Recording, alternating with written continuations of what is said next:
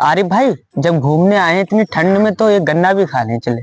तो चलो, गन्ना खाना है तो सबसे बढ़िया इस वाले खेत में गन्ना है और अपने लोग इसी में से गन्ना खा लेते हैं। ठीक है, हम देखते हैं, तुम गन्ना तोड़ना, अगर कोई आएगा खेत वाला तो हम तुम्हें बता देंगे। ठीक है, ठीक, आओ चले इसमें से तोड़।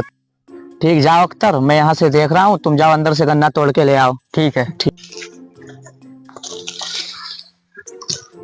आरिफ भाई, कोई आ तो नहीं रहा है? खेत नहीं। वाले को देख रही हो? ठीक, कोई नहीं आ रहा खेत वाला, तोड़ लो तोड़ लो, इधर कोई नहीं आ रहा, देख। लेकिन एक सेकंड। और भाई क्या हो रहा है? अरे भाई भाई, आपके खेत में से कोई गन्ना तोड़ रहा है। गन्ना कहाँ पे? वो उधर सामने गन्ना कोई तोड़ रहा है आपके खेत में। अभी तो मैं आया तो कोई नहीं था। अभी था, अभी गया है, जल्दी जाओ। अभी देखने जा रहे हैं। अभी देख रहा हूँ कौन है इस गन्ने में।